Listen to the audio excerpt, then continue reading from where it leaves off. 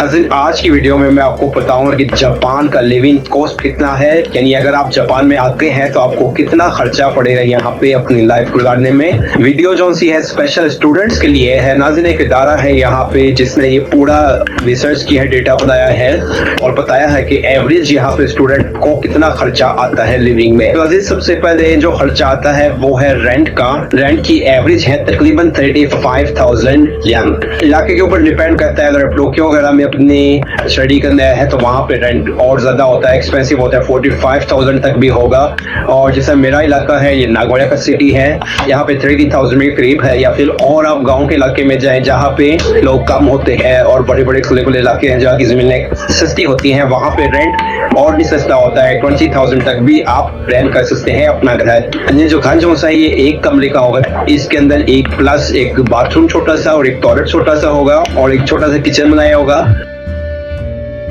तो ये होता है जापान में आमतौर पे घर जो स्टूडेंट जहाँ अपनी लाइफ गुजारते हैं। स्टूडेंट जो से हैं वो अपनी लाइफ एक कमरे से स्टार्ट करते हैं ज्यादातर। इसका रेंट जो है तकरीबन एवरेज में 35,000 येन है जापान में। फिर नाज़रीन, उसके बाद आता है फूड। ये फूड की एवरेज है तकरीबन 28,000 यन तक।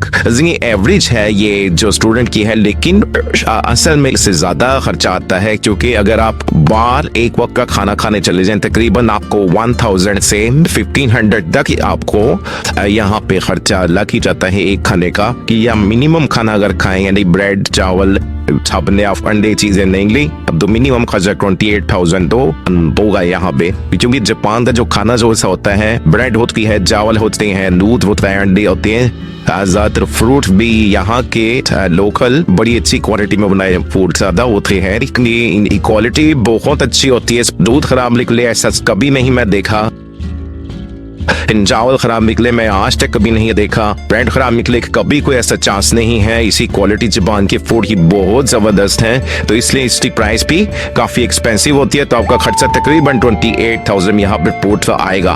फिर इसके बाद है बिजली पानी गैस, इन सब का खर्चा मिला के तकरीबन 7,000 येन एक बंदे का तकरीबन खर्चा आएगा। तो ये भी इलाके के ऊपर डिपेंड करता है, मुख्तलिफ कंपनीज भी हैं इसकी, लेकिन तकरीबन आपका 7,000 येन यहाँ पे इन तीनों चीजों का मिला के खर्चा आएगा। फिर उसके बाद है हेल्थ इंश्योरेंस वगैरह, फिर मेडिकल वगैरह, इनका खर्चा तकरीबन 3,000 येन आपको आ सकता है। फिर उसके बाद जो आप अपने घर से लेके स्कूल तक जाने के लिए आप खर्चा यानी ट्रेन बसेस वगैरह इस्तेमाल करने के लिए तकरीबन 5,000 येन आपको, और इससे ज्यादा भी हो सकता है। ये भी इलाके के ऊपर डिपेंड करता है और कितना दूर आपका स्कूल है उस पर भी डिपेंड करता है। अगर तो बिल्कुल नजदीक है तो आप साइकिल पे भी जा सकते हैं, लेकिन अगर ऐसा नहीं है तो ये 20,000 येन तक भी आ सकता है, 30,000 भी आ सकता है, वो डिपेंड करता है। तो अगर आप यहाँ पे आ रहे हैं जापान में तो आप भी चेक करें कि आपकी रिहाइश किधर है, आपका घर किधर है और आप स्कूल के साथ कितना पास का है, क्योंकि उसके मुताबिक आपको खर्चा मंथली काफी ज्यादा भी आ सकता है। तो इसमें एक्स्ट्रा खर्चे हैं। आप यहाँ पे आते हैं, कोई आपने फर्नीचर खरीदना है, कोई छोटी मोटी चीज चाहिए होती है, तो उसके खर्चे तो बिल्कुल लैदा है, पोस्ट लैदा लगी लाइट के अंदर। अब अपने यहाँ पे सोफा खरीद लें, बेड खरीद लें, इतनी चीजें जो सी आपको खरीदनी पड़ती हैं, तो उसका खर्चा ये सब कुछ अलग है। इसकी एवरेज जो है तकरीबन 9,000 येन यहाँ पर लिखा हो, ये भी बहुत कम लिखा है। असल में आपका खर्चा इससे ज्यादा आ सकता है, मंथली तकरीबन 9,000 येन आप आइडिया लगा सकते हैं। फिर आपकी जो हॉबी है, यहाँ पे अगर आप कोई स्पोर्ट्स खेलनी है, कोई जिम ज्वाइन करनी है, बॉनी खेलने चले जाते हैं, या फिर कोई इंजॉयमेंट अगर आप यहाँ पे करते हैं, उसका तकरीबन खर्चा 6,000 येन ये स्टूडेंट की एवरेज है। तो नाज़रीन, सबको टोटल करके ये बनती है 99,000 येन कॉस्ट जो स्टूडेंट की जापान में खर्चा आता है। तो ये एक एवरेज है, मैं बार बार बताता चलो, ये एक एवरेज है।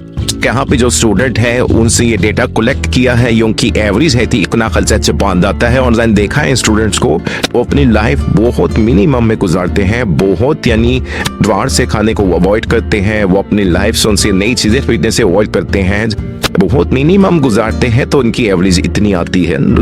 तो लाजिम ये थी वीडियो जिसमें मैं आपको जापान के खर्चों के बारे में बताया। नाज़रीन, जापान दुनिया का महंगा तरीन मुल्क है।